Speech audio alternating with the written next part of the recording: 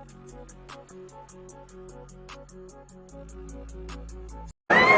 you believe that there are some people in this world that did not tune in to the Alliance Vlog podcast? Shame on you! Shame on you. My name is Ella Indy, and I'm one half of the NWA Women's World Tag Team Champions. And I'm Kiki Page, the other half of the NWA World Women's Tag Team Champions. And you better go listen to the Alliance Vlog, what is it called again? Podcast, period. You're ugly. You're power approved. Mi gente, you already know who it is. It's the radioactive Bobby Danny Limelight, United Wrestling Network World Heavyweight Champion. And make sure you tune into the Alliance Vlog every week. You heard it here first. Straight from Bobby. Hey guys, check this out. I am officially now sponsored by Dubby. Dubby is a clean energy drink made to give you focus with no crash. If you guys are like me, you're always needing a burst of energy, especially with one with no crash. Dubby contains vitamins, amino acids, a nootropic, and 150 milligrams of caffeine. It keeps me awake with no jitters, guys. Check it out. Merch link is in the bio. Dubby. Podcasting out of Alliance Wrestling Studios, pontificating on pro wrestling, the innovator of Talk NWA, he is J-Cal!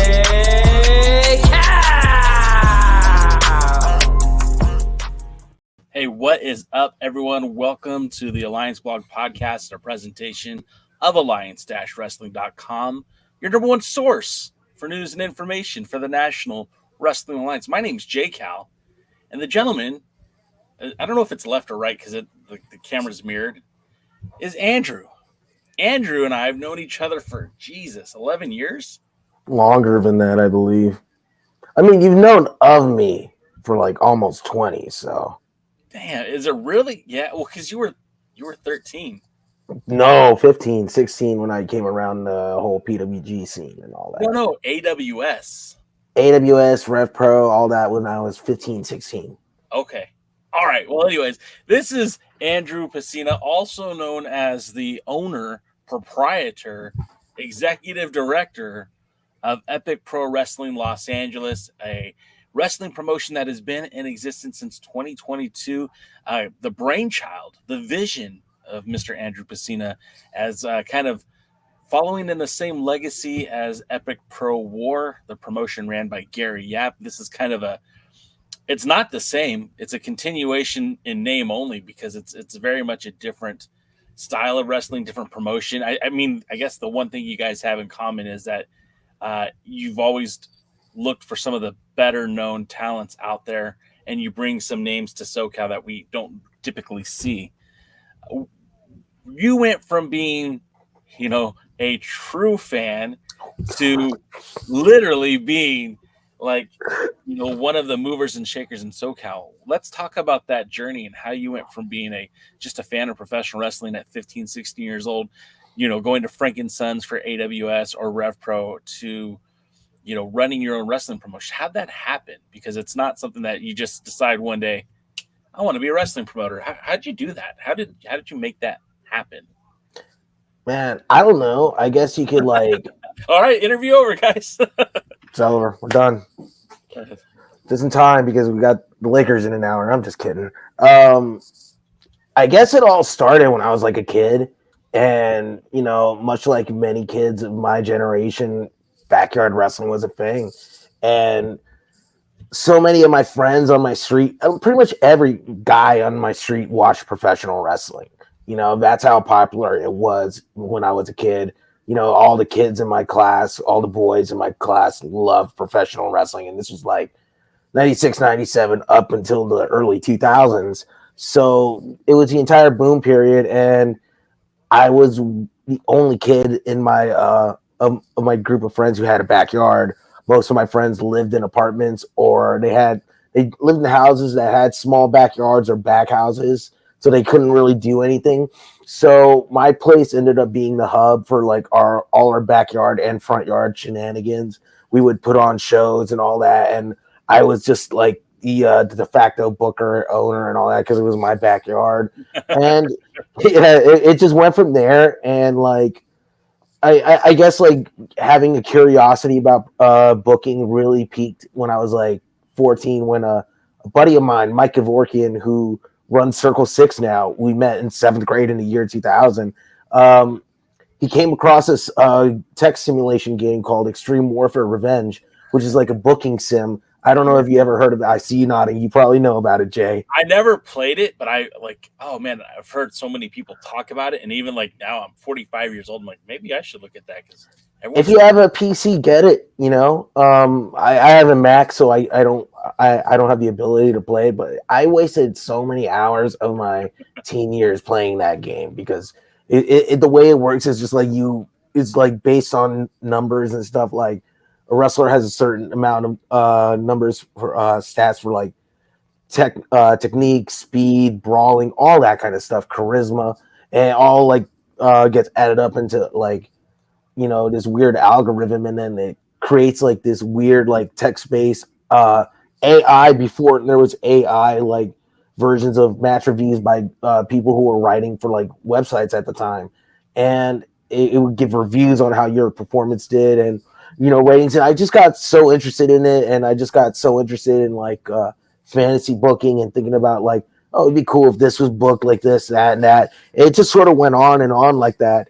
And by the time like I got around the business in like 2004, when I started working for like PWG and started going to their shows all the time, like working for them, like I would see how Super Dragon, Excalibur, and Disco Machine would do things. I would basically sit there like a sponge and absorb things. And it's weird because I look back on it and now it's like I wish I could have like taken advantage of that more, because like I was immature and I was just like a dumb kid. Most of the time I was coming to the shows, I was high off my hats and shit, and like, I just didn't know what I had. But now that I look back on it, it's like I wish I could have like asked more questions. I asked a lot of questions, and like Super Dragon probably doesn't know this, but I consider him like, you know, the guy who taught me about the business, the ins and outs, and taught me a lot about like what makes good professional wrestling, what makes a good match, what makes a good professional wrestler, and all that. So it really started from there. And as time went on, like in the business, I was like, because I did want to be a professional wrestler too. But by the time I was like 18, which was like 2006, there wasn't really a school out here. Rep Pro, which was the school I wanted to train at, closed down in 2004. Yeah. And there wasn't much else. And it was like, at that time, it was like, it was really hard to see a future for a guy like me in professional wrestling, because at that time it was just WWE and TNA. You know, you could go to Japan, but you're not going to make a living in Japan. Like, unless you were Jack Evans, you're not going to make a living in Mexico.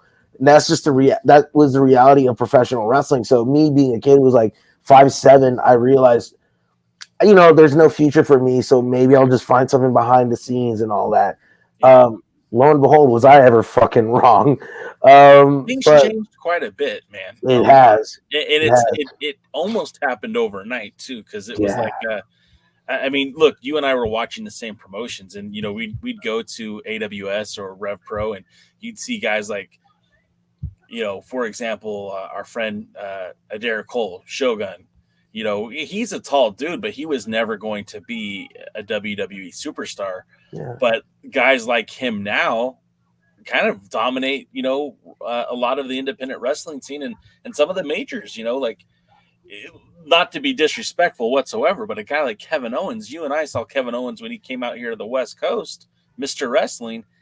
Did you ever at any point in time think he would be main eventing WrestleMania or be in the ring with Stone Cold Steve Austin? No. I mean, I thought it was great, but I never expected that for him. Like, I always loved Kevin, and like I knew Kevin before. Like, I remember when he first came to PWG in 2004, and just like, you know, him and El Generico, Sami Zayn, as people know him, just remembering what they were like, and they were so talented. But it's not just them, but so many other wrestlers who came by. I was like, man, these guys are so great, but there's no way WWE is good. AJ Styles was one of those guys. I didn't think he'd ever be in WWE. Claudio Castagnoli, I always thought he would end up in WWE, but I just thought he would have been a bigger star than he ended up being. But like, it's just weird how professional wrestling just totally flipped upside down, like over the span of like a couple of years, you know, and like, you know, it's like right around that time when I wasn't in wrestling. Like I just sort of checked out a few years, like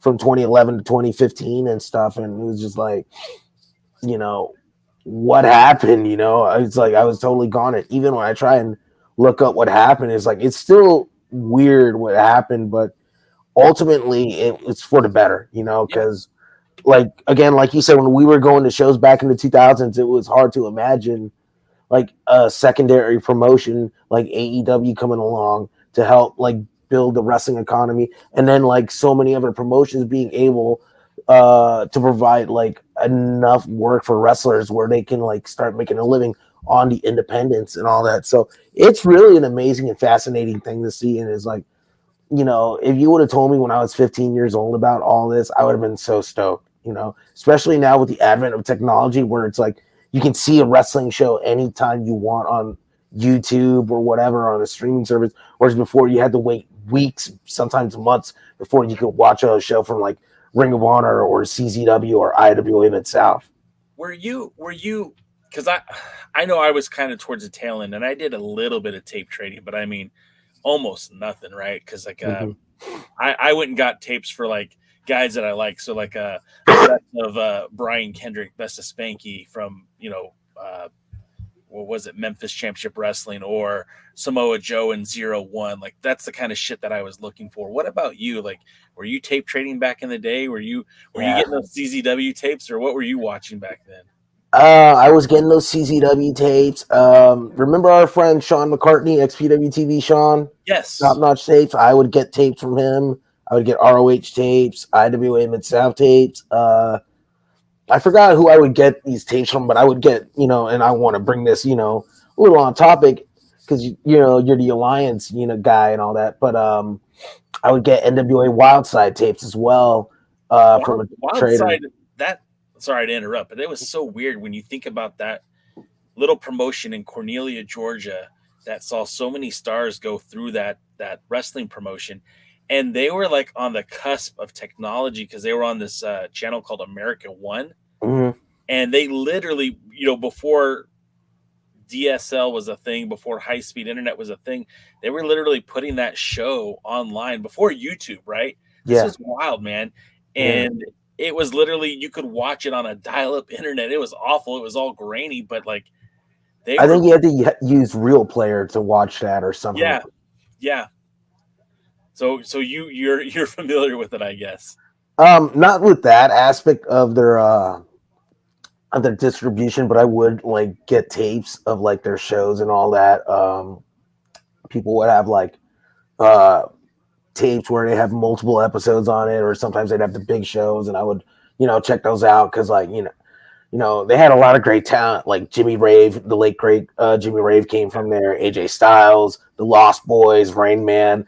There was just some good talent, you know, on those shows. It was just so much fun to watch. And like, you know, to me, when I think of like what a modern presentation of like quote unquote studio wrestling or old school wrestling should be, I think of NWA Wildside, and I think that's what the formula should be, because it had that same little unique environment, that atmosphere, but it was also like new school. It was cutting edge and it was modern, and I felt like that's something that a lot of these like promotions that try and be old school really miss the boat on, you know, because they think it's a certain way. But when you go back and you watch stuff like Mid-South or Continental Wrestling Alliance, like it was wild, you know. Like I remember like before my last show, I was watching a lot of old school Memphis shit, and there was a lot of crazy brawling going on, you know, a lot of crazy stuff. Like Jerry Lawler got hit by a car, dude,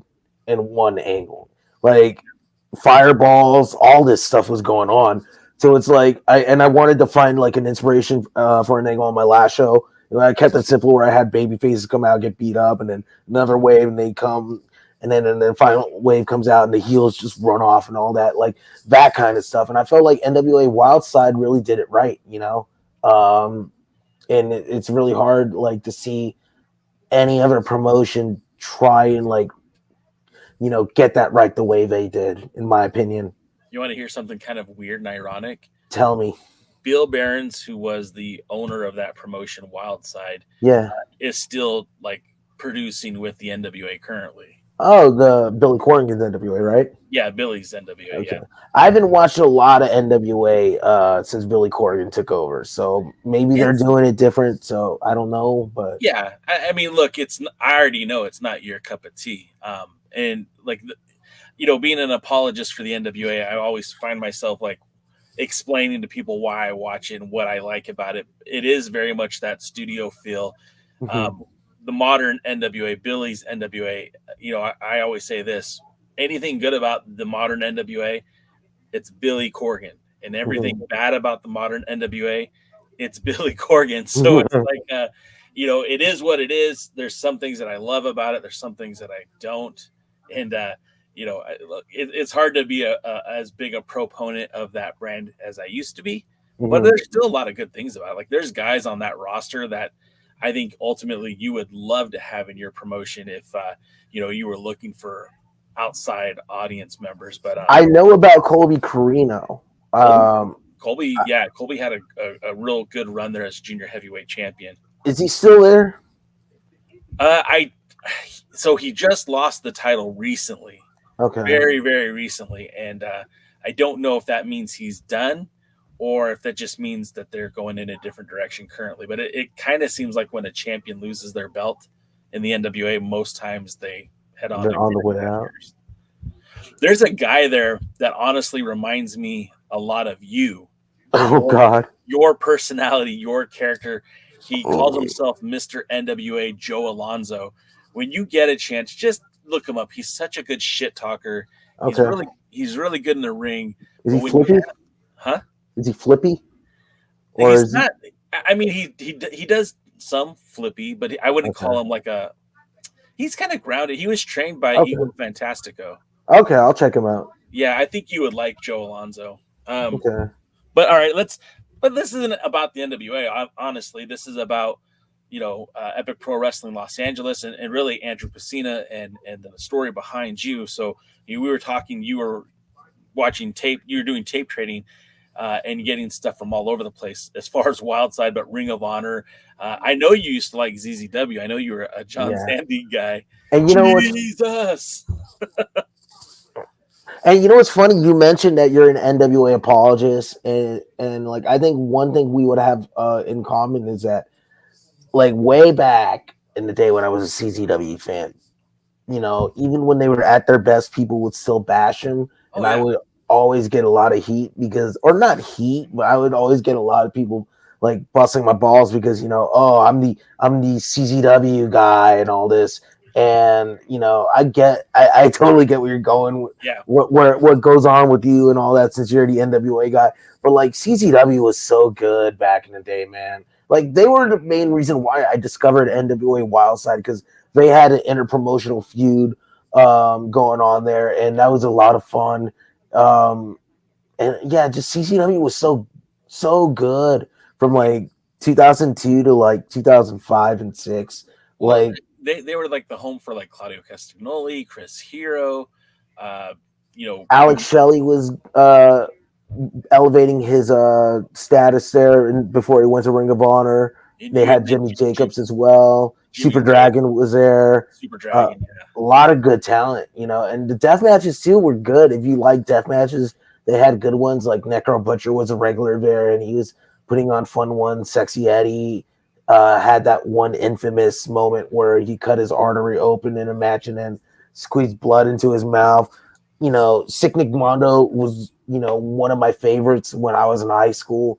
And to be honest, I know at the time I was bummed that he sort of retired, but like in hindsight, I'm really glad he did, retire when he retired, after a few years and didn't punish his body even more, because now here we are 20 years later, we're not seeing the same tragic story with him that I saw with a lot of guys like JC Bailey, for instance, who was one of my favorite wrestlers when I was a teenager. And unfortunately, he had his story where he battled addictions, and Trent Acid was another guy I loved as a teenager. And then, he had his, demons, get the better of him. He wasn't a deathmatch guy, but seeing Nick Mondo be able to get out of that, like in having a body of work where it's like you can't look back and be all like, oh man, this is where he really fell off as a wrestler. I'm really happy about that. So there's that was a weird little tangent about Nick Mondo.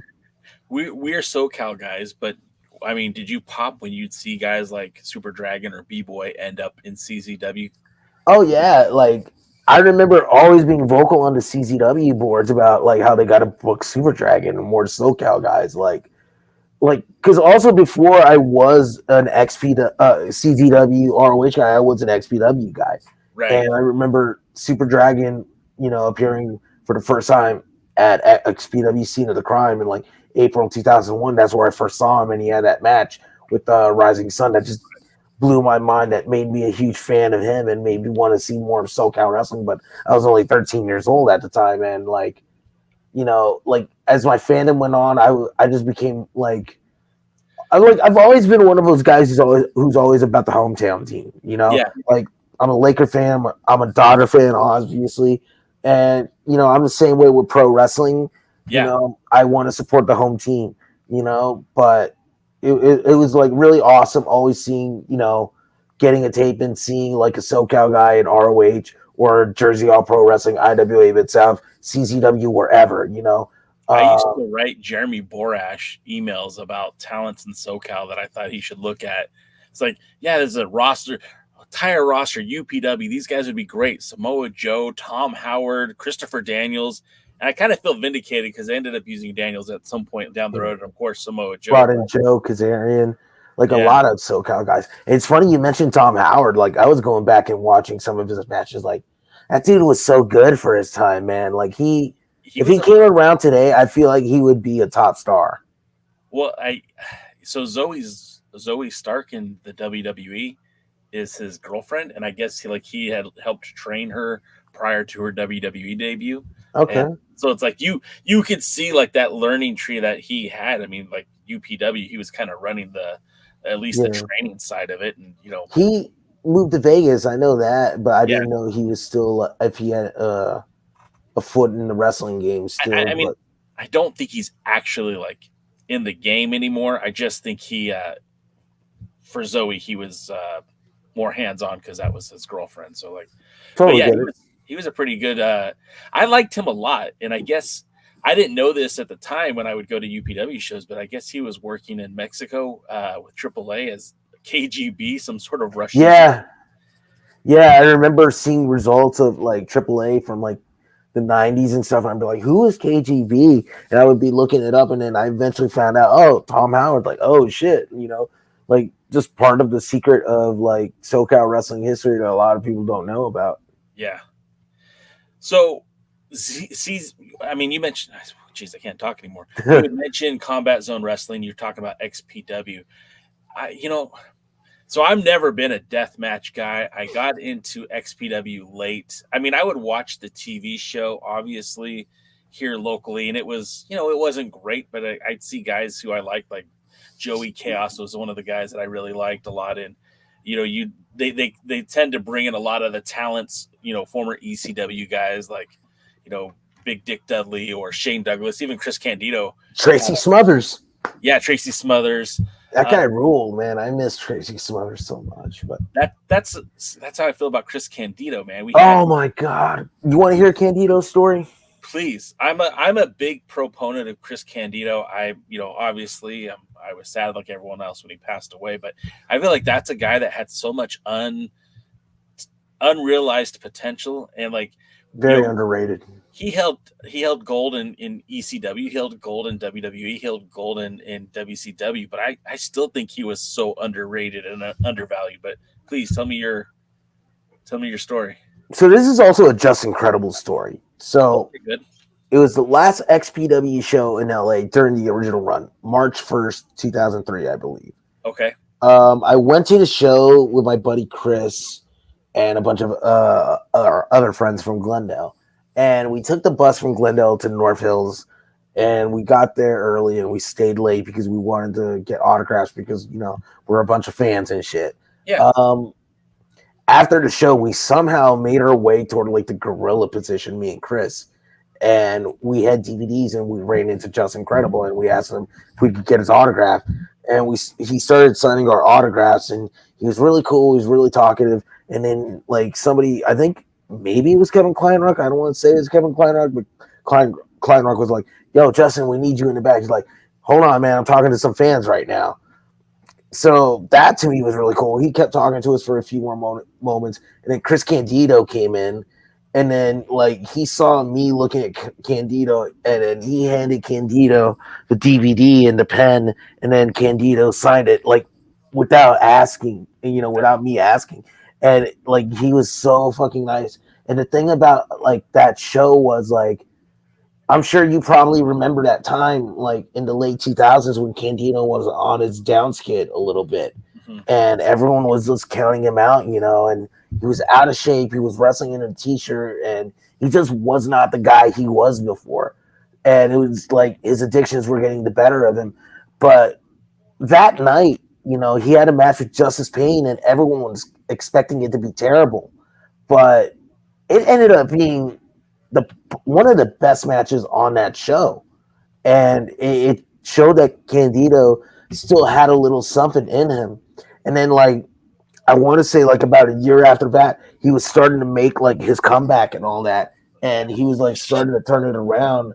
And then 2 years after that, Sonny Siaki in that cage match at TNA, just man. But yeah, that was my Candido story. Like him and Just Incredible, like really good dudes, it's like I always respected those guys because of that, and I always had respect for wrestlers who do that kind of stuff for fans, because we were just kids, They could have told us, get out of here, but they were cool with us. They talked to us, signed our stuff, and there's not much more wrestlers can do, or anyone in the business can do, to make a fan happy, besides giving them like maybe a minute of your time. It costs nothing, but you'll probably end up getting a lot more in through life, because of that.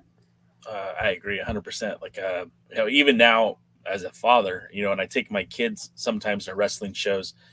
Like, we took the little ones to Championship Wrestling from Hollywood, the event that they did in Arizona, and they fell in love with Willie Mack and Kevin Martinson, but they didn't know Kevin's name, so they just called him Purple Pants because he was wearing purple pants.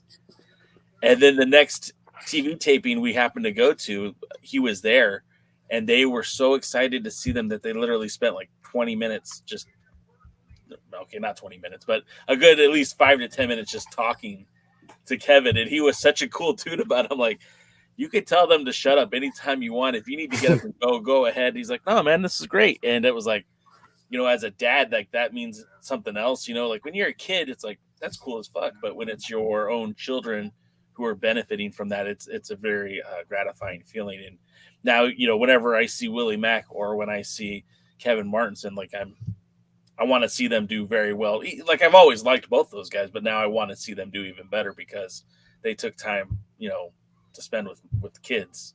And I remember when Willie Mack was like standing out in front of the venues of PWG shows in like 2004 and 2005, and would help set up the ring and stuff, and then would sit front row, buy a ticket. Like that was a dude who really genuinely loved professional wrestling, and it's really cool to see all the success he's having. I'm glad he's in a Ring of Honor and AEW.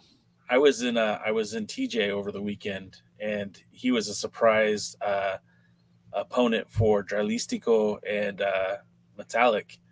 And every time I see him in TJ, and I've been to a lot of shows in TJ, they love him.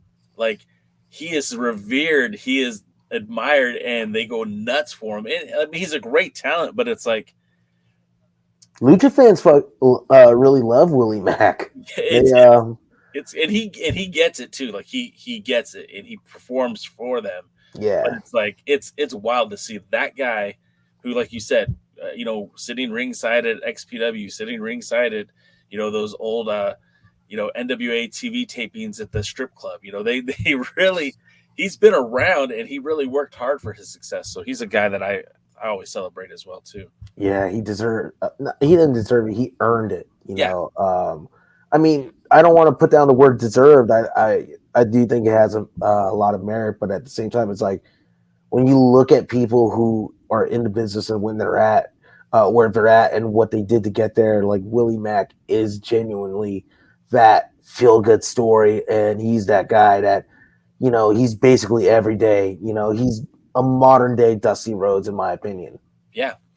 And you're not the only person that feels that way. I've heard a lot of people refer to him specifically as a modern day Dusty Rhodes. But let's get back to, again, Andy, in your fandom. At one point you were attending so many shows in SoCal. You started writing for SoCal Uncensored. In fact, you were with me at SoCal Uncensored for a while when Steve dropped the, he's like, hey, I'm done. Adair, you and I kind of picked it up, and we're still keeping it going.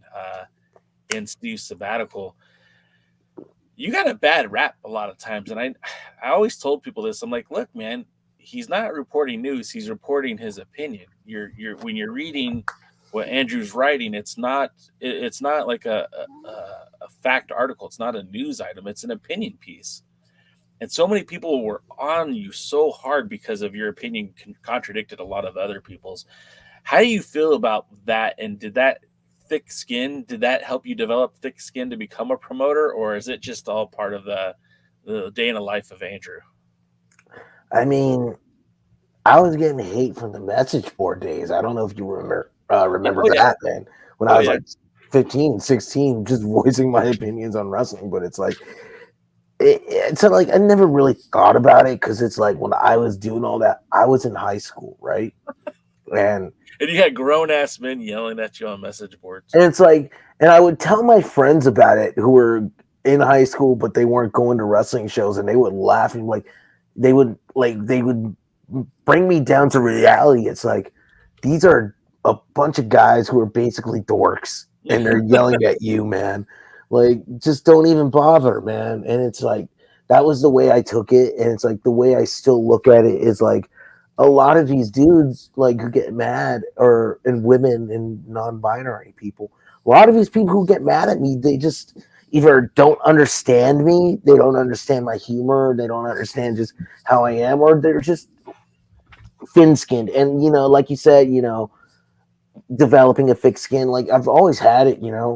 Like I'm Hispanic. I grew up with Hispanic parents, and I had a lot of Hispanic friends. If you're Hispanic, you're gonna get clowned on a lot by people who care about you, and it's like, it's something I've dealt with. And if people can't handle that, that's their problem, not mine. But like, it's never really been something that's been on my mind. It only really bothers me when people say they just want to fight or something. It's like, you want to fight for what? Because I have an opinion? Okay, let's do something. But then people never want to do when it's time to do so. It's like at this point, I'm in my mid-30s. I'm 36. I'm too old for this. I don't need it, that aggravation. But like, ultimately, the way I look at it is, if people get mad at me because I view professional wrestling a certain way, again, it's their problem, not mine. Yeah. So let's talk about the name Epic Pro Los Angeles. It's an homage to. It's really just Epic Pro Wrestling. I don't put Los Angeles. I just put it on there. Everywhere. Okay, so on social media only. I guess the distinction is that if you go to Cage Match, and I know that's just a beacon of knowledge, and nothing's ever wrong on that site, but they designate your promotion as Epic Pro Wrestling Los Angeles, and Gary Yap as Epic Pro Wrestling War. So if you ever, I don't know if you even look at stuff like that. I do. I look at Cage Match all the time. I'm not going to lie to you. And I've looked at the Epic Pro Cage Match, so I haven't seen that. So I'm going to check it out, but yeah. Well, so I was going to go, with Gary Yap. Obviously, Gary Yap is a name that's synonymous with SoCal wrestling. In some ways, very, very good. In some ways, very, very bad. I like Gary Yap, and I feel like his biggest crime was being too ambitious. It didn't communicate well enough when things went south. He was the guy that tried to book Ultimo Dragon, Bryan Danielson, the American Dragon, and Super Dragon, and what would have been probably the biggest match in Southern California history. Of course, that shit never happened because Mm. everything fell apart.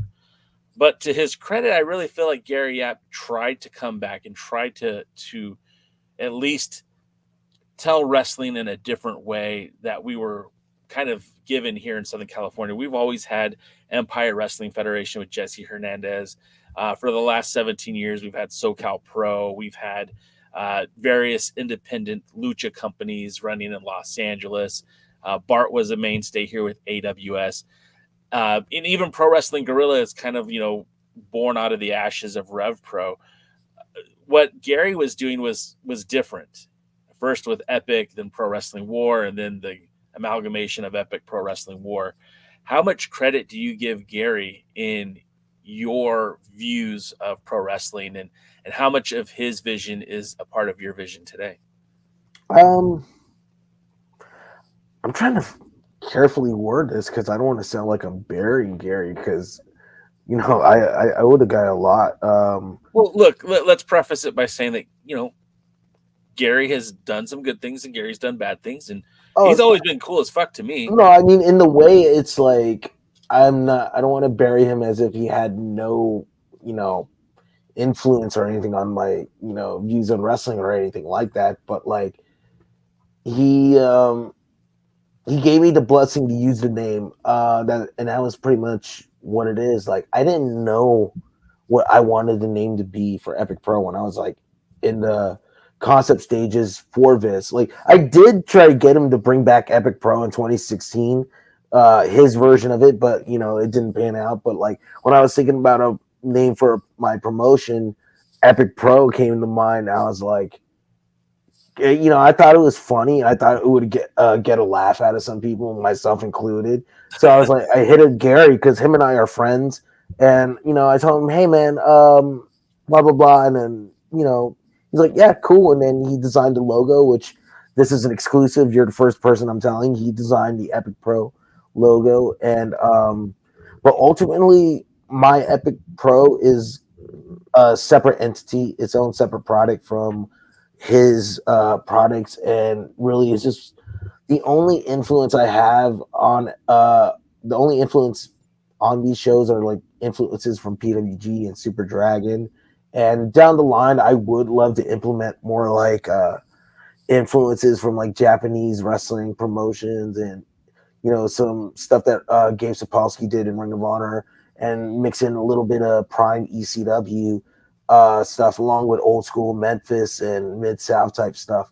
But for now, the vast majority of my influence is Super Dragon and PWG. But without Gary Yap, I will say this. Because like my introduction to SoCal wrestling was XPW. And it was the introduction for SoCal wrestling to a lot of people. UPW as well. Then I started reading about like all the other promotions out here, but I was too young to be going to those shows until I was like 15 in 2003. Rev Pro was one of those promotions I always wanted to go to because I would hear about. Excuse me, I had to burp. I heard about all these amazing promotions, but I could never go to those shows. So with PWG, with Epic Pro, the original Epic, like it was something that I got to see on TV because it was on KJLA, the same channel as XPW. Yeah. So it was like, oh man, I'm gonna get to see the show, and I don't have to rely on like trading tapes to see Super Dragon. I get to see him here in Epic Pro, and I get to see Bryan Danielson and all that. And the cool thing about Epic Pro Wrestling was the last show they did, the official last show they did, was in Glendale, California, which was the city I grew up in. And my friend Ryan and I, we walked from where I lived toward the Glendale Center Studios, I believe they were called, to stand in line and wait for like GA tickets because we didn't, email to reserve our spots. We just decided to show up. We went at 10 in the morning. We got in and got to see all sorts of cool matches. Samoa Joe versus Bryan Danielson, Super Dragon in the match with Bobby Quance and Jardy France. Like, it was such a cool night, man. And if it wasn't for Gary, I probably wouldn't have like been able to see those guys live until like PWG. And that show was free too. which is really awesome. And I got to see them for free. And, you know, that really was like, that also helped me like gain more interest in SoCal wrestling. So I guess were Gary, you there? I'm sorry. Go ahead. go ahead. So yeah, I guess Gary played a small part, not exactly a major part, but he played a small part in my wrestling fandom. Go ahead. Were you there the night that they had the SpongeBob match? Yeah, that was a show.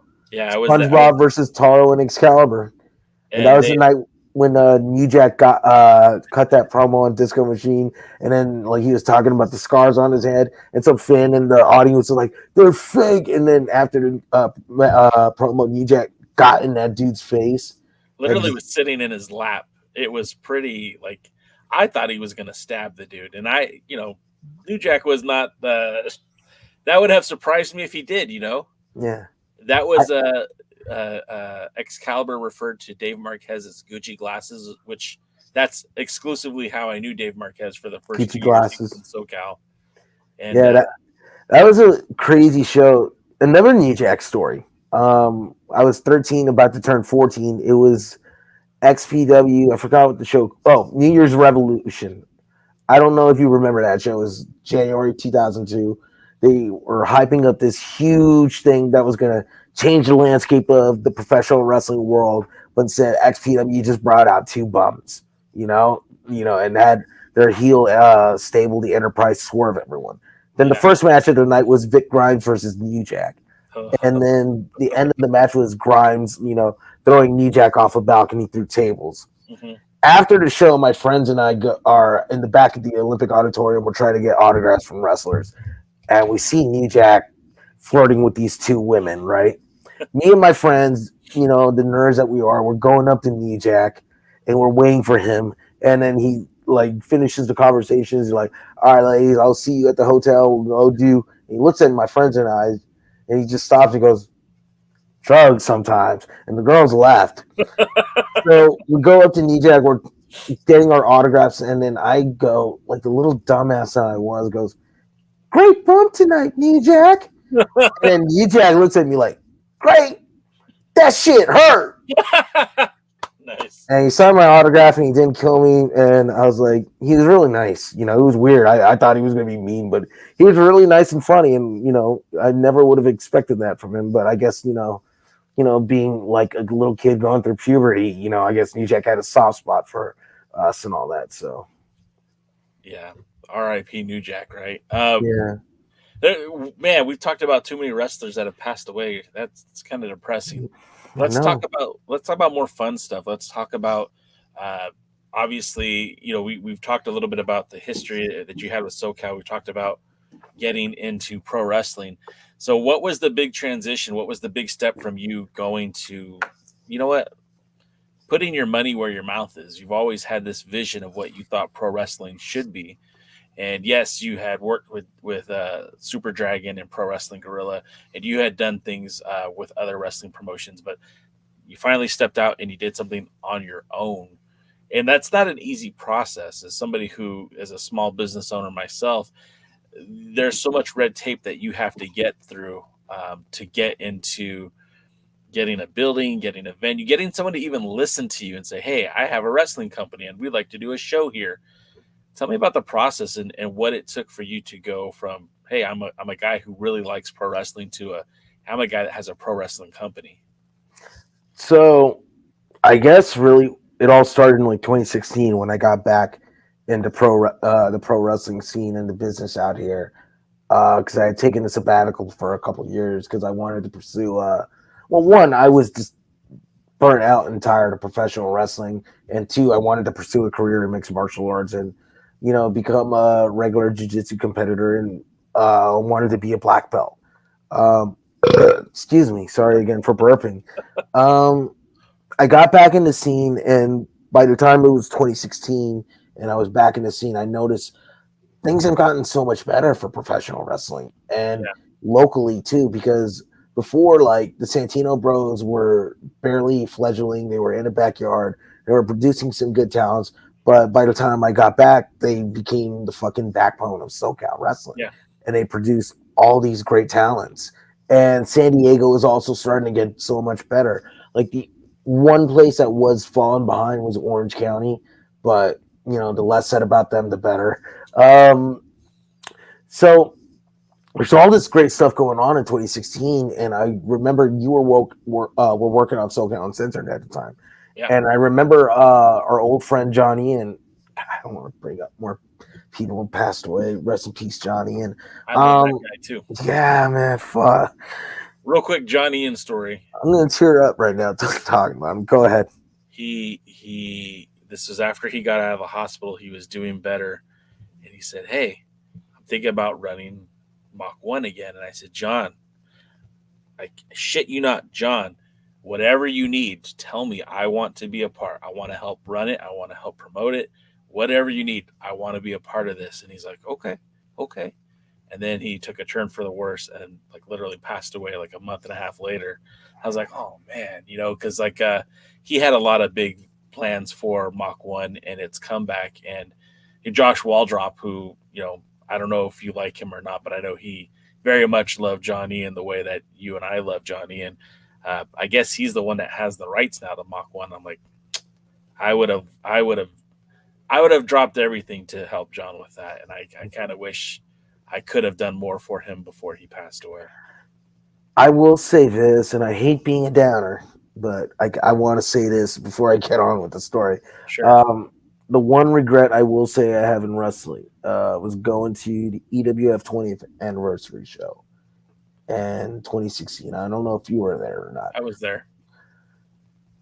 Not being able to talk to John Ian at that show because he was there and I didn't see him, and that,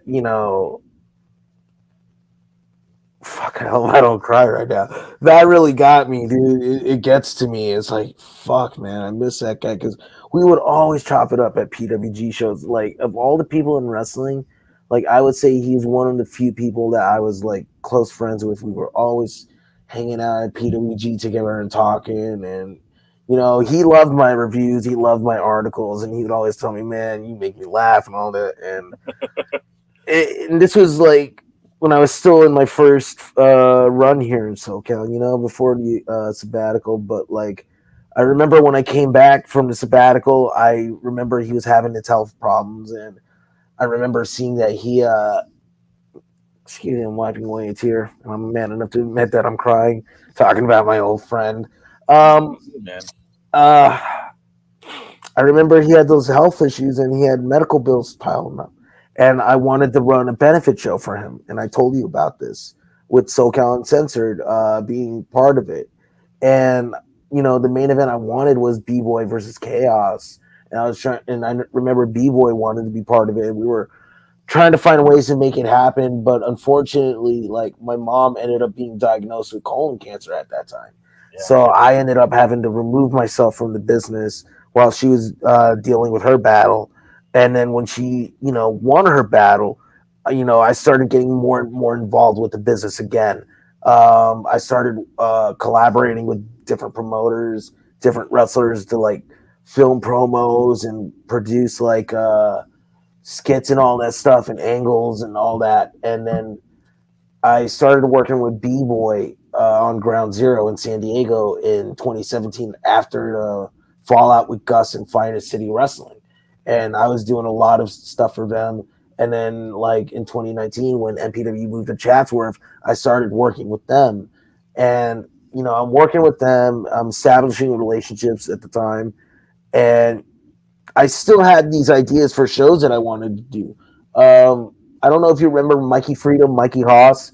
He was one of the co-founders of PCW Ultra, but he split off after a few shows, and then he started this thing called Bumps and Bruises and Brewmania. And, I pitched some show concepts to him, and we were hoping to do it. Hey, you still got those cans. Holy shit. I did finish it, but I kept the can because I thought it was pretty badass. But I told a story about those cans on another podcast, so I won't repeat it. Anyway, I had like show pitches I did to him that I pitched to him, concepts. He didn't really like. He liked them, but he didn't think it would fit in with what he was doing. When I was working with B-Boy around right around toward the end of the pandemic, and like when it looked like there was a window for wrestling shows to like open up again, I pitched him the idea of starting Ground Zero in LA, another brand, and that I would have like involvement in, investment in, and help book. And it never really panned out, so it was like whatever. So I'm still working with MPW. Ground Zero never really came back. And I remember at one point, I remember talking to Ray Rosas, Danny Devine, and Logan X, the owner of MPW. And I said, hey, I got this idea. Like, I'll put in some money, and then we can get a bigger venue for you guys, rent a ring and a couple names, and then we can put on bigger MPW shows. And we were thinking about it, we were talking about it, but it never came to fruition. And like, ultimately, I parted ways with NPW, and in like August 2021, and I still had all these bits and pieces for a wrestling promotion in mind. Yeah. So I was just like, I have all this stuff on my hands. I've done all this groundwork already. I might as well just keep going. So I had like various pitches I would make to various dudes who were business owners, trying to get them to be sponsors. I would go to venues and try and pitch Epic Pro to them, just trying to find a place where I could run regularly. And I was contacting wrestlers and saying, hey, I'm working on this. Would you be interested in being part of it? And a lot of people would be like, yeah, I'm in, blah, blah, blah. And ultimately, by like November of 2021, I had the foundation for Epic Pro set. It was just a matter of finding a venue. And by the end of 2021, I thought I had that venue, which was the Burbank Boys and Girls Club. And unfortunately, that never panned out. But yeah, it was just ultimately just knowing people, getting contact information, figuring out a date to run, which ultimately ended up being the same day as a GCW show, and I had to postpone my show. And it was just like, just putting everything I've learned into action. It's like, think about it like how you get in your car every day to go to work, right? Like, you spent years and years behind the wheel of a vehicle. You learned how to do it, and now it's like second nature. And to me, that's sort of what it felt like. Like, the only thing that really frustrated me was like dealing with people who weren't in the wrestling business and all that. Sure. But that comes with the territory, and just deal with other factors of like, oh man, I got to worry about GCW and what their schedule is, and now Prestige is coming to LA, so I gotta figure out when to avoid them. New Right. Japan, all this. Oh, this promotion is going to be using a wrestler I want to use out of town. Got to figure out what to do with that. So it was just like, just a matter of rolling with the punches and figuring things out and just learning to adapt. But for the most part, it was just very easy process for me.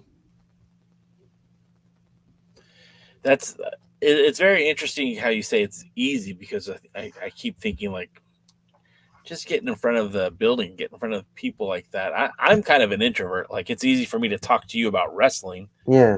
But like going to talk to, like, I recently had to talk to a public forum for business related stuff. And it wasn't difficult, but it just was very uncomfortable. And it's like an environment that I'm not used to. How did you overcome that? Or was it just second nature as well? I mean, I'm like you. I'm kind of introverted. I'm not very social.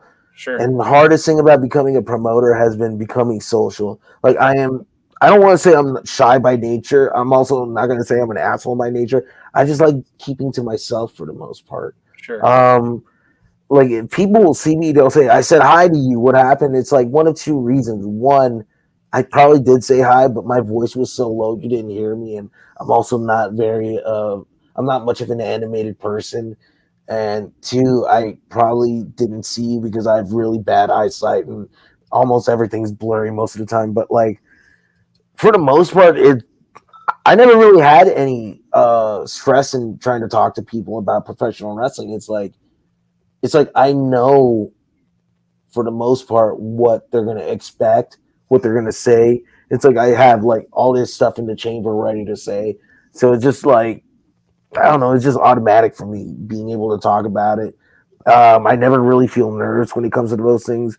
Like one thing is weird, like you say that it's like it takes me back to my jiu-jitsu competition days when I was in my 20s. I was doing jiu-jitsu competitions all the time, and I would be getting ready for a match, and it's like to me it was like just go, just fucking go.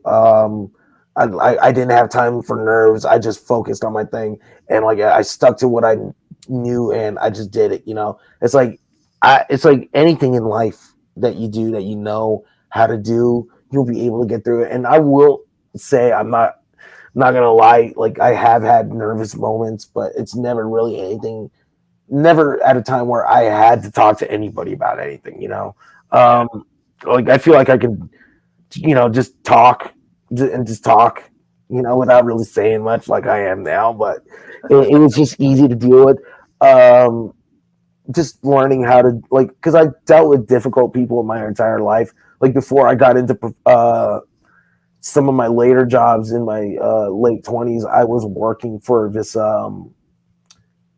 company that would basically help groups, acts, and productions try and set up shows out here, like plays and performances, right? Like let's say there's a little theater troupe in the Midwest that wants to come out here and do a Midsummer Night's Dream, and they needed help, setting that stuff up. We would do that. So I would always be the one who's dealing with venues and all that stuff. So I ended up learning all that stuff, and it all just came easy to me. And also spending time watching a guy like Super Dragon, do business, helped me a lot. So it's I guess it's just second nature. I mean, I'm not gonna lie, it's hard work in the sense that it's time consuming, and you got to figure out when you got to do something and when you're gonna have time to do it, and then figure out prioritize. Okay, I got to do this task later, and then handle this task right now. That's really the hardest thing for me.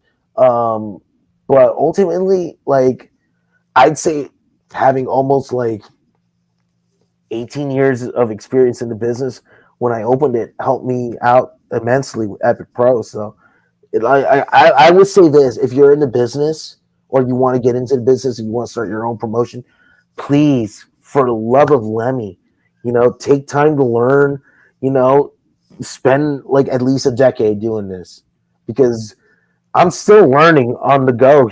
I've been around for a long time, but man, it's hard work, and it'll beat you down, it'll break you down if you are not prepared for it. But I was, so yeah.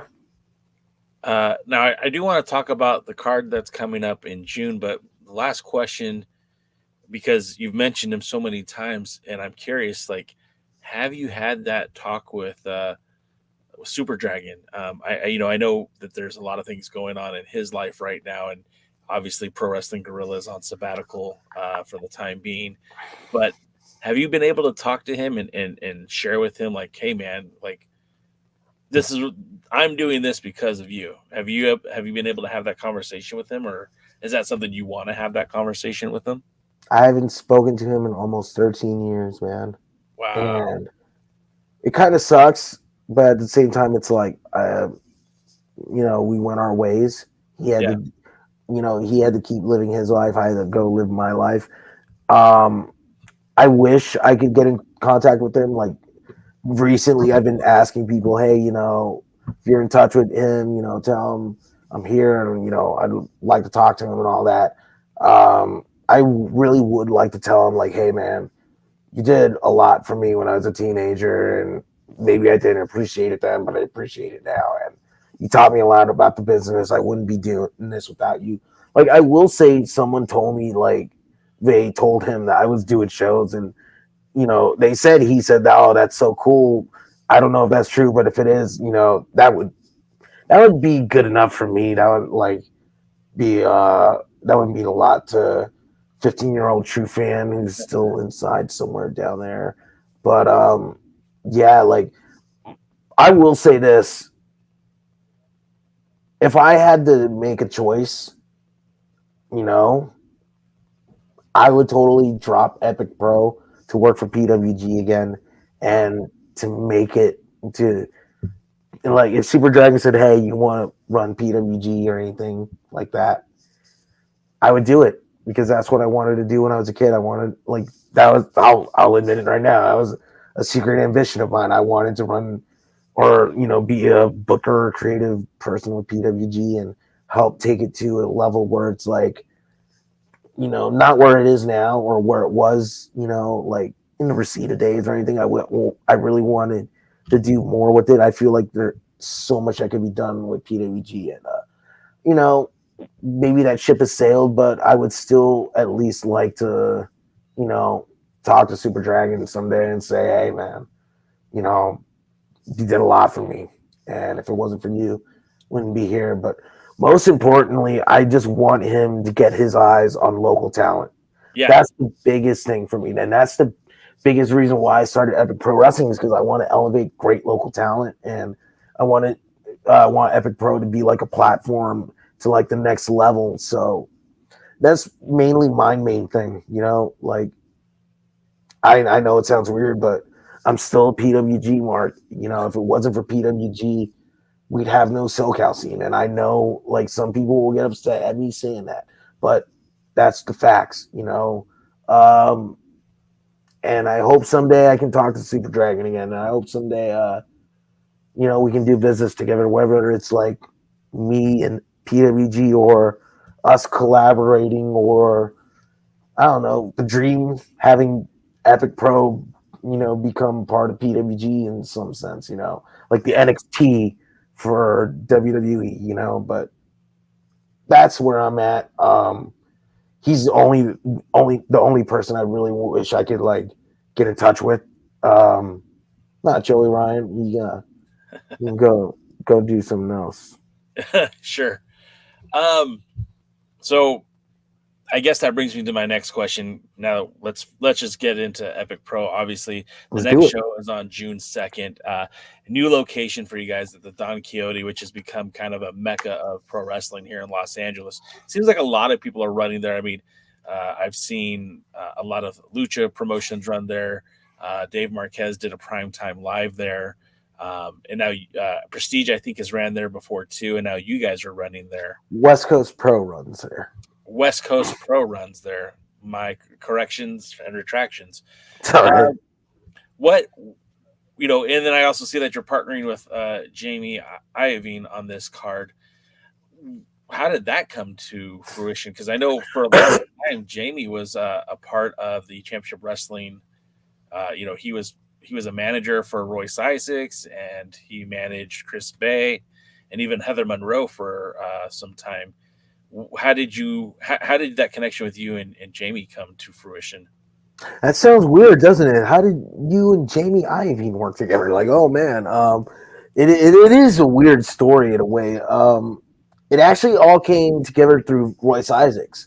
Royce Isaacs, I started, you know, doing business with a year ago, and him and I have had a lot of conversations, and like we see eye to eye on a lot of things in professional wrestling. Like, I'll say this, more promoters need to get their hands on Royce Isaacs. That guy is such a gem. He really needs to get out there more. He needs to be like given more opportunities, because he can definitely like excel if given those opportunities. But we were talking, and like we would just be talking about a lot of things. Like, we always have these conversations about professional wrestling, and then we would be talking about Jamie. And he would tell me, like, you know, Jamie has these aspirations of doing shows, but it's just like he does not have a lot of the time, and he doesn't have, like, you know, he doesn't have the manpower of his own to like do this stuff. And I was telling Royce, you know, I'm in a position where I need help, you know, getting more shows going and all that. And I told him, hey, you know, if Jamie, like, you know, is interested, and Royce wanted to put us in contact. So basically started through Royce Isaacs. You know, he thought we would be a good fit. And one day at an MPW show where Jamie does a lot of matches now because he's training at MPW, Royce introduced us and we started talking. Jamie and I really hit it off, and for a couple months we started texting back and forth. And then like right around the time of my last show, he was like, "Hey man, I got this idea. Would you want to do Ante Up too with me?" And we started like talking. We started got the ball rolling, and it was just like a process of like, let's figure out the best way we can go about this. And as it went on, like him and I just like, we were just like so. I guess we're so in tune with each other's mindsets about what we want to do with this show, to the point where it's like, I would say like it's almost like we both know what we're kind of thinking. Like, not everything we're going to see eye to eye on, which is what you're going to run into in a business relationship. But him and I basically like, it's been so easy to work with the guy because we both have a mutual goal of like wanting to put on a good show and to benefit the talent, and just working our asses off to make this successful. And so it basically like, long answer short, Royce Isaacs put us in touch. He thought we would be a great fit, and ultimately Royce was right. I got to put over Royce on this answer because he's pretty much the one who got us here.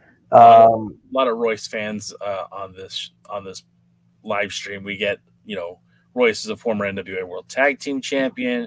Royce is a former United Wrestling Network Heritage Champion, former United Wrestling Network TV Champion. And these are the promotions that we cover very frequently on here. People always say, "What's Royce up to these days? What's Royce doing these days? Is he still wrestling?" It's like, yeah, man, he's like everywhere. He's in New Japan, and on June 2nd, he's going to be facing Roy Horus at Don Quixote for Ante Up 2. I'll pull the curtain back for this one. I break kayfabe. I don't care. This was a match that Royce wanted, and because I'm always like trying to get his input on what he wants to do and the matches he wants to have, like I do with a lot of my wrestlers. And he gave me I told him, "Hey man, give me a list of wrestlers you want to work," and then Ray Horus was on that list. So I basically had Jamie get in touch with Scott from West Coast Pro, who helped us get in touch with Ray Horus. And I'll say this also, Scott from West Coast Pro really has helped out Jamie and I a lot on this show. Without him, we probably wouldn't be able to pull off most of it. But yeah, like Royce wanted the match. I thought it would be good. Jamie also thought it would be good. So it was like something it all just worked out. And that's what Royce is doing next time. So if you're in LA and SoCal, go get your tickets. Dice.fm. Look up Ante Up 2 in the search bar. It's going to be Ray Horus versus Royce Isaacs. And if you're not going to be in LA, you can catch a show on Triller TV Plus. It's going to be on there. I don't know when, but it'll be there within a week. It's going to be available on demand. If you also want to see what Royce has done lately, check out Epic Pro Wrestling on Triller TV Plus. Last show, he had a really great match with Starboy Charlie. Before that, he had an amazing match with Tyler Bateman in the main event of our November show, Mad Flavor. And in his debut match, he had a really killer match with Jordan Cruz at our anniversary show last August, Better Each Day. So check it out, Triller TV Plus. If you don't have it, we do. You can get a 7-day free trial.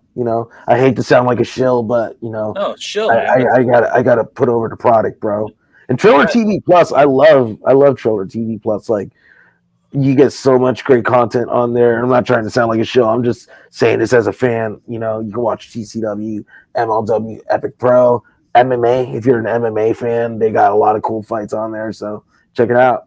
A lot of NWA fans still hold a grudge against Triller, and I don't blame Triller, but it's cool. When NWA and Triller ended their relationship, all those pay-per-views that all the NWA fanboys bought, we lost access to. So it's like, ouch. Listen, yell at the CW for that. I'm going to say it's probably their fault. I don't have the full facts, but no. I blame the CW. I blame the NWA.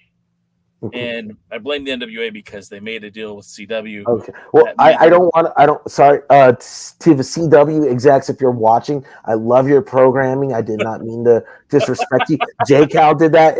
It's his fault. JCal. Also, business. I'm always open for business. You know. You're doing it right, my friend. You're doing it right. The other I try to salvage that. you're good. Another match that you have signed already for June 2nd is Zyra versus Zara Sakar. If I'm saying that Zacher, right, I believe. Zacher. Okay. I hope I'm pronouncing it correctly, but yeah, that's going to be a really good match. I'm sure your audience is probably familiar with one, if not both of them. I don't know if they've been on Hollywood TV, or whatever. I believe But Zyra has been on Hollywood a couple times. okay, so they'll probably be familiar with her. Zara did that West Coast Pro United Wrestling Network show. Zara's so good, man. And here's another little inside baseball thing for you. The second Epic Pro show ever, November 2022. No One Left to Blame, available on more.Plus TV. She helped out with the pre-show setup and all that. Yeah. So, and this was before she debuted as a professional wrestler. So Zara Zacher isn't not someone who's just using this to elevate themselves or anything in a non-wrestling fashion. She loves the sport. She cares about it. And I think her and Zyra are going to kill it. Zyra is very underrated, and I really think it's just a matter of time before she breaks out. It's just she needs to more promoters need to get their eyes on her and see her work, because she's so tremendous as when she can do a lot of cool moves, and she can also do some really cool character work. She's very talented in all aspects of the game. So Zyra just needs a chance to break out, promoters, got to look into her, fans got to look into her, and hopefully she ends up breaking out soon, because man, she's got so much talent, bro. She needs to get out of SoCal and just go beyond. I saw that she was in Texas recently, so I'm glad she's starting to make it out there outside of SoCal, but hopefully more opportunities will come her way. Well, and I look at the, there's also Jamie makes his Epic Pro debut taking on Vinny Massaro, but also on the card, I mean, one of my hometown favorites, Brandon Gatson, he's making his debut for you. Doomfly is back. Adrian Quest is back. Chris Nasty, who I think the world of, is going to be on the card. Jordan Cruz is a stud. Love that guy. Of course, Ray Rosas, Kevin Blackwood. I mean, these guys are very, very talented group. But then I also see you guys added Richard Holiday. That's pretty badass. I see that you guys have the artist formerly known as Black Taurus now going as Beast Mortos. I think I'm saying that right. Beast Mortos. Mortos. He's making Mortos. Muerto. He's making his debut for you, and and again, being that I go to TJ a lot, I've seen a lot of Ray Horas. I've seen a lot of Black Mortos, Black Taurus, whatever. Beast. I'm sorry, I'm just going to call him Black Taurus for the sake of not trying to forget his name. Listen, I'm not the one who would be getting sued, because you're just a podcaster. I'm the promoter, so I can't say that name, I guess. So, well, and look, it's not going up on advertising. This is a podcast. Yeah. We're saying the artist formerly known as Black Taurus. I'm saying you can say it. I can't. I just can't. I'm avoiding all. I'm keeping my nose clean, bro. I'm not getting myself into any trouble. I hear you on that. So, I mean, there's a ton of talent on this card.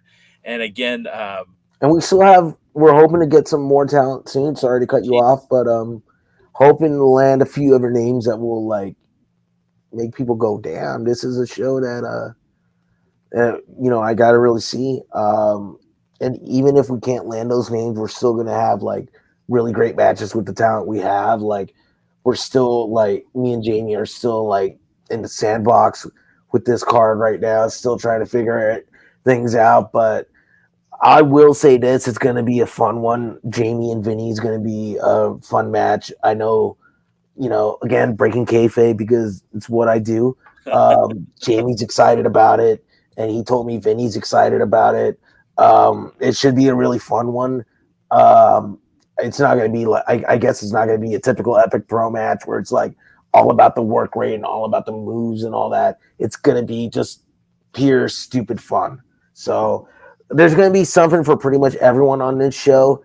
And the prices are going to be really good. $40 front row, $30 for GA. Most shows of this caliber, you'd be paying so much more for those ticket prices, but we wanted to make sure, we could keep it like at a good, reasonable rate while also not losing our asses on this. So I hope everyone comes out. I hope they enjoy it.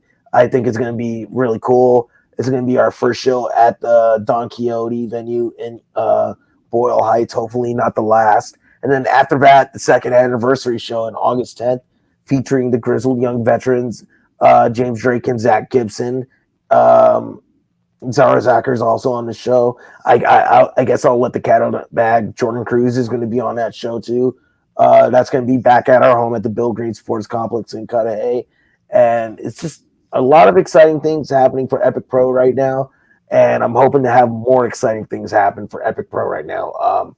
Right now, my main goal is just trying to make us a contender in SoCal and LA, because I know, like, out of all the local promotions, I think we are up there with like Santino Bros in terms of like being the best for homegrown talent. But it's also like we also now have to contend with GCW, West Coast Pro, Prestige, New Japan, and I want to get us on that level, and I want people to look at our talent as being on that level. And when PWG hopefully comes back, if they come back, hopefully Epic Pro will be basically, I don't want to say the stepping stone. I don't want to like make it seem like we're like anything like that, but hopefully be the next step towards PWG and all these other promotions, and that people will see us as like, the little city on the hill when it comes to SoCal wrestling and homegrown talent, because that's what it's all about to me, man. And, circling it all back, like I've seen so many great talents come by and they've busted their asses and had all these great matches here locally and had nothing to show for it, Yeah. Never made it anywhere despite how good they are. I don't want to see that happen anymore. I want to be able to, change things, and I want to change things for the positive. Whether people like me or not, hey, that's fine. But, one thing you're not going to be able to deny is that, I can't put on a great show, and that's what I do. I feel like all the shows I put on so far have been hits, and we just keep getting better and better, and we're going to keep getting better and better. It's like, that's why I'm going to be calling the anniversary show Better Each Day every year, because that's what Epic Pro is. We're getting better each day. That's awesome, dude. Well, I'm not Super Dragon, but that I'm very proud of what you've been able to do in the last few years. Obviously, I tell you that almost every time I see you. I love the roster that you guys bring to these events. Unfortunately, I've only been to one, but I was blown away. Like you said, there's a little bit for everybody on these events. There's some very serious wrestling. There's some not so serious wrestling. There's deathmatch style of wrestling. There's tag team wrestling. It's good quality content. And I think for anyone who, especially in this economy, you're paying for wrestling, you got to make sure you get as much good quality content for your dollar. And I don't think people can go wrong, whether it's ordering the event through Triller, watching the replay, whatever, or going there live. So wish you nothing but the best, Andrew. Thank you, man. I appreciate that. We're boys, but I still, I marvel at your ability to get this shit going, man. And I'm very proud of you. Thank you, Jay. Yeah, I don't have anything else to say. Besides, go Lakers. All of your socials are in the video description, but if you guys want to follow Epic Pro, they're on Twitter, Instagram, Facebook, on YouTube. Check them out, subscribe, like, comment, all that good stuff. We're on TikTok too, but I don't know if TikTok's going to be around much longer at Epic Pro Wrestling. So I figure, and this is, I'm not an expert by any stretch, but once they block it from the App Store, you can still access it from a website. And then as soon as they do that, then there's going to be some people who are just going to use a VPN and still be on it. Because I heard somewhere where like 2% of all the users for TikTok come from the US. Okay. That's a very small percentage. All I'm going to say is I'm going to be pissed if I can't find your dad jokes on Fridays. So They're on Instagram, man. I'll send you the link. Hell yeah, dude. All right. Well, again, this has been Andrew Pesina of Epic Pro Wrestling War. The event is June 2nd at Don Quixote. Tickets are available now on dice.fm. Just search Epic Pro or Jamie Ivan. Just search Ante Up too. Ante Up too. There it is. All right, brother. Well, be well. And until next time, we'll see you guys at the matches. Wait, where's the button? Oh, there it is. Thanks for joining the stream. This has been a presentation of alliance-wrestling.com. We genuinely appreciate your support. Would you consider subscribing so you'll never miss a future episode? I'd also like to remind you we do a live stream every Tuesday at 5 p.m. before NWA Power. You can find us on social media at The Alliance.